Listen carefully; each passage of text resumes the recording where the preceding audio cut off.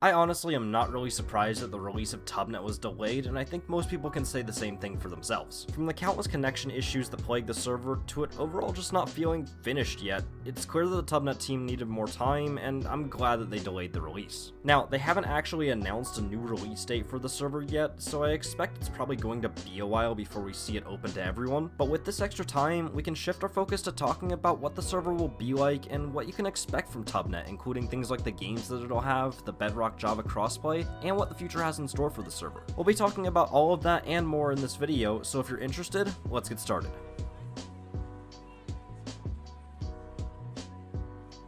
Right, so before we start, I do want to apologize for the footage in this video not being the greatest or repeating at some points. If I'm being honest, I just haven't played the server enough to get enough good footage. Believe me, I've tried. I've spent about 4 or 5 hours in queues trying to join the server, but again, connection issues, server issues, all of those contributed to me not really getting that much good footage. Either way, let's quickly go over why Tubnet didn't release on August 26th like their first developer update video said it would. So, in the week leading up to the release of Tubnet, there were multiple beta tests in which people that had joined the Tubnet Discord server were also able to join the Tubnet Minecraft server. Some of these tests were more successful than others, and the first one in particular, we just weren't able to join the server at all. Apparently the company hosting the Tubnet server set them up incorrectly and they just weren't able to handle the amount of players trying to join. A few days later on the second test, we were actually able to get on the server and look around a bit and play a couple of games, but then the server went down again and that's all we were able to do that day. There was no official reasoning as to why the servers went down that day, but I assume it was due to probably the same connection issues. And then there were also a couple of scattered tests over the next few days as well that weren't really announced either, and those worked a little bit better but still had their fair share of issues as well. All of this led up to August 25th, the day before the server was meant to release, when Tubnet dropped another developer update which said this. Sadly, I have to announce that we will not be releasing this Friday.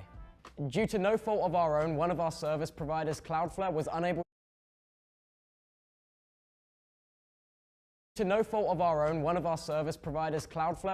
to handle the immense load, which was all of you guys joining the server, which is insane.